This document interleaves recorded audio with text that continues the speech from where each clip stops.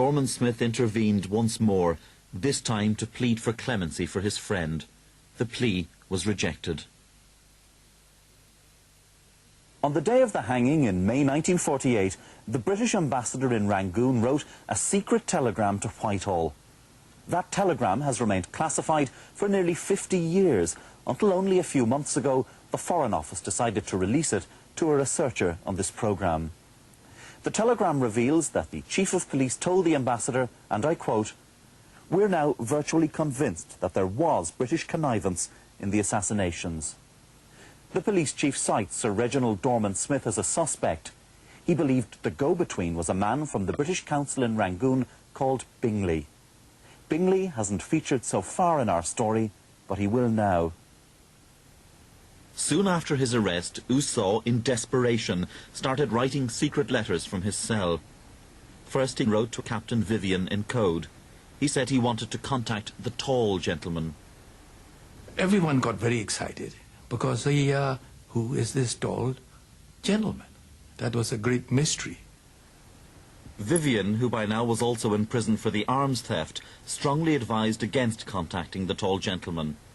Usaw then wrote to another British accomplice, Major Henry Young. Now the police chief decided to fake a reply. The ruse was successful.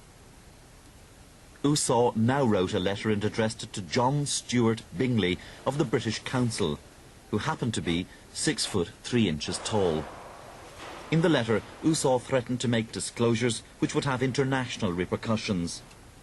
An undercover police officer, posing as a released prisoner, delivered the letter.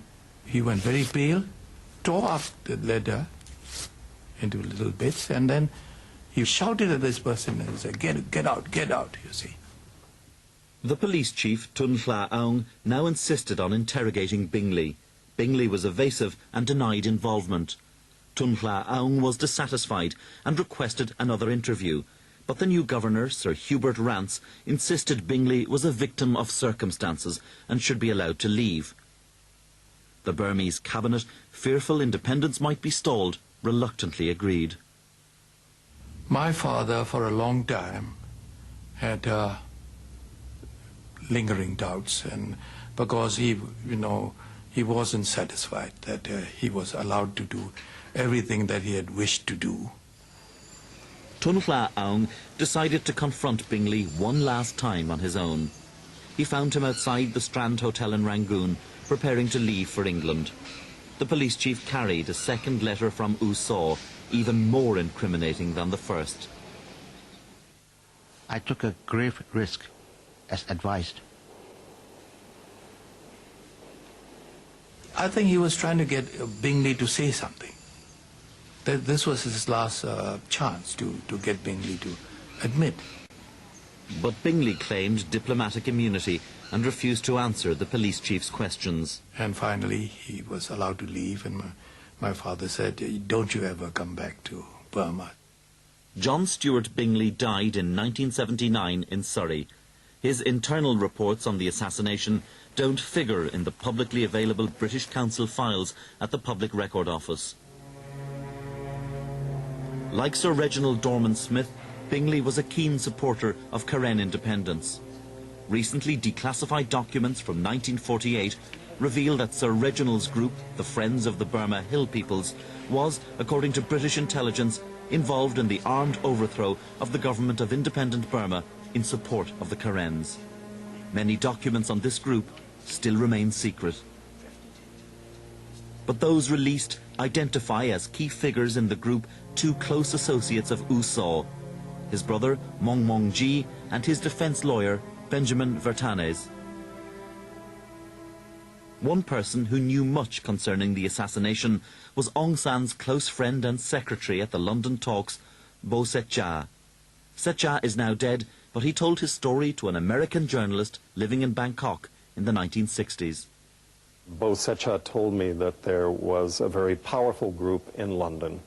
These were people who, during the war, had been in the secret intelligence services. They had been involved diplomatically with Burma, militarily, and also with the Secret Service. Since that time, some of them had risen to the House of Lords.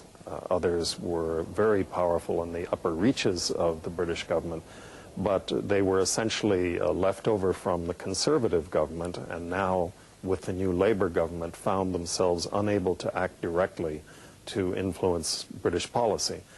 So they had to act obliquely and in the shadows due to their determination to get revenge on Aung San and to prevent Aung San's triumphant independence for Burma. And one other person involved in the Karen campaign who was also involved in U Saw's conspiracy was Captain David Vivian. Vivian escaped from prison in Burma and went to fight with the Karens. The Times reported him killed in an ambush by the Burmese army in 1950. But we've discovered a diary of his fighting days with the Karens up till 1954, and that he returned to Britain from Thailand in 1955 with false papers under the name of John Morgan. The Foreign Office files on Vivian have been destroyed, but the index shows the British Embassy in Bangkok knew he was evading a jail sentence in Burma. While in prison in Rangoon, Vivian had exorcised the British authorities when he claimed, "Someone in England is interested in seeing me put away and not allowed to talk. If I could tell the facts, there would be a big rumpus, especially between British and Burmese." Hoping to find out more about the mystery of Captain Vivian, I travelled to Durham University to consult a file on Vivian's 1955 return in the private papers of the British Commissioner General of Southeast Asia. Sure enough, there was a file marked Vivian, but I couldn't find the documents. Instead, I found this white card. Dr. Fuster, no document on Captain Vivian, as there should be, just this piece of paper. Why? Because after the papers were catalogued, the members of staff of the Foreign and Commonwealth Office examined them and retained a considerable number of papers on account of their sensitivity, and these papers that you're mentioning still have residual sensitivity. The Foreign Office confirmed initially that the papers on Captain Vivian were to remain closed until the year 2005. But just before this programme was completed, that decision was reversed and the papers released. These confirmed that Captain Vivian was indeed smuggled back to London by the British government. But they still do not tell the whole story. The Foreign Office has, in its own words, made deletions where the text remains sensitive. So what are we to make of the assassination of Aung San? Was he really killed, as most history saw it, by U Saw alone, inflamed by revenge and jealousy, who then sat and waited at home after his gunmen returned? Or was U Saw led to believe by powerful people, British people, who hated Aung San and all he stood for, that he would be called on to lead the government in the crisis that would inevitably follow? We'll probably never know who really killed Aung San. Too many people are now dead, too many files still kept secret by the British government. But one thing is certain: the people of Burma have paid a high price indeed for his death. In January 1948, Burma became independent and left the Commonwealth. Within a year, the country was plunged into civil war and the minority peoples went into revolt. These conflicts spawned the brutal dictatorship which survives to this day. I think that if my father had lived, democracy would have worked and it would have lasted. When we lost him, we lost our chance to build up a happy, democratic Burma. But of course, second chances always come, and we have to grab them while we can.